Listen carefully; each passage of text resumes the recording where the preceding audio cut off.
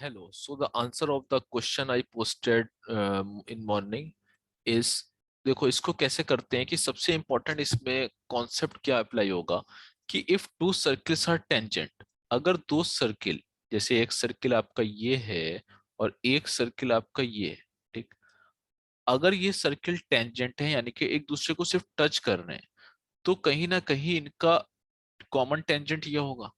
ठीक है, ये तुम्हारा पॉइंट ऑफ कांटेक्ट यानी कि पॉइंट ऑफ कॉमन टेंजेंट, और इनका सेंटर ये है। तो ये हमने थ्योरम पढ़ी है कि ये 90 डिग्री होता है, टेंजेंट और रेडियस आर परपेंडिकुलर।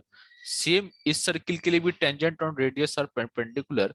तो ये ओ ओ डैश और दिस यानी कि जो बीच का पॉइंट आएगा कोई भी टी है, तो ये क्या होगा, ये एक स्ट्रेट लाइन बनती है। यानी कि हमें ये समझ में आता है कि अगर दो सर्किल टच करते हैं एक्सटर्नली, तो there centers and the point of contacts are collinear, and same case is followed in the circle touch. This is the case of externally, and the same case followed if the circle touch internally। यानी कि अगर दो circle internally touch कर रहे हैं तो भी उनके सेंटर और पॉइंट ऑफ कांटेक्ट यानी कि point of common tangent collinear होगा।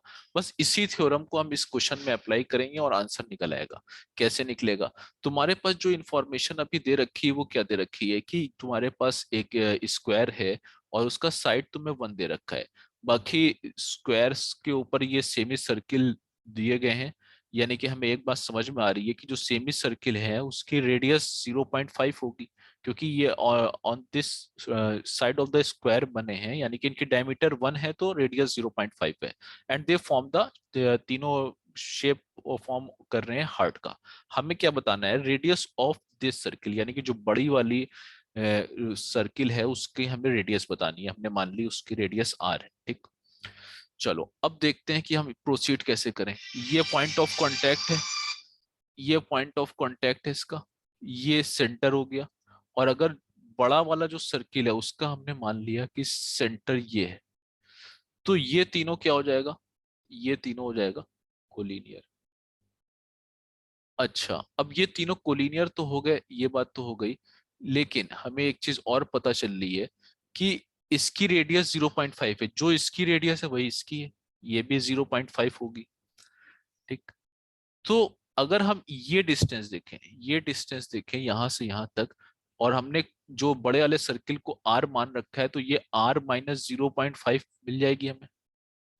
यानी कि ये डिस्टेंस हमें मिल गई आर माइनस 0.5। अगर तुम इसको ओ ले लो, इसको ए ले लो, तो O A is equal to हमें मिल जाएगी R, O A is equal to R minus 0.5, ठीक।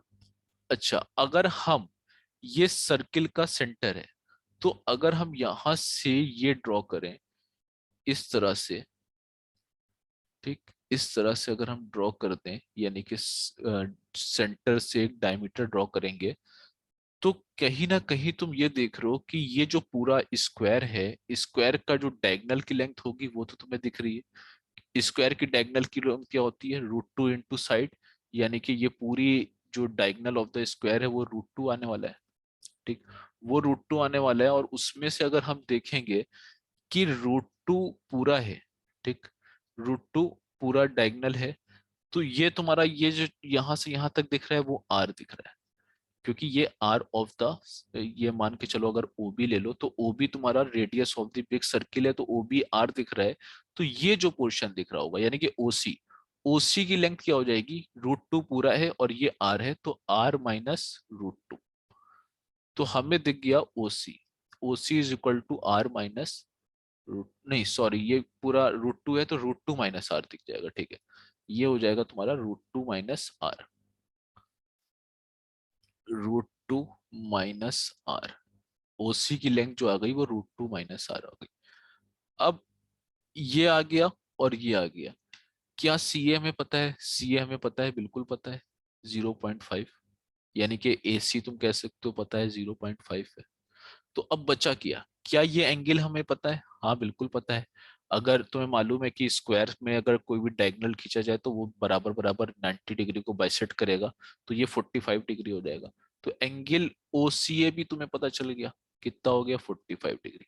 अब जो प्रॉब्लम रिड्यूस होके आई वो क्या हो गई, यानी कि ये 45 डिग्री का एंगल मिला, और इसके सामने वाली जो साइड है वो क्या है, 0.5 है।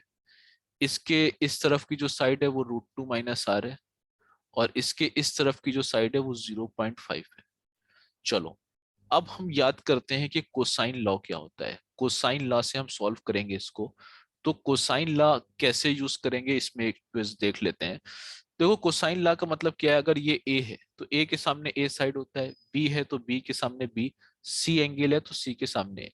तो अगर हम cos of angle A use करते हैं तो इसके सामने जो एंगल है उसको छोड़ दो, ये दोनों लो, b² प्लस c² और सामने वाला माइनस, बाकी 2bc। तो ये कोसाइन लॉ होता है। सेम चीज बी में भी अप्लाई होती है, सी में भी अप्लाई होती है। ठीक है। तो कोसाइन लॉ अगर हम इसमें यूज करना चाहें तो हम आराम से यूज कर सकते हैं, बिल्कुल यूज कर सकते हैं।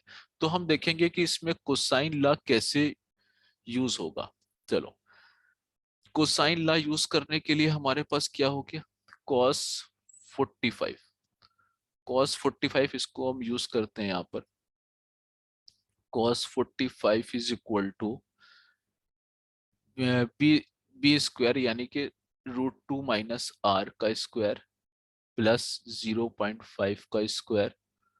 ठीक, और माइनस सामने वाले साइड यानी कि r - 0.5 का स्क्वायर अपॉन 2 इंटू √2 - r 0.5।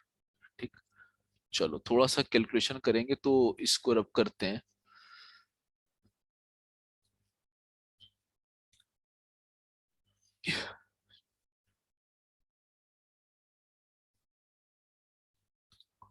ठीक है, सिंपल सा कैलकुलेशन करना है मैम।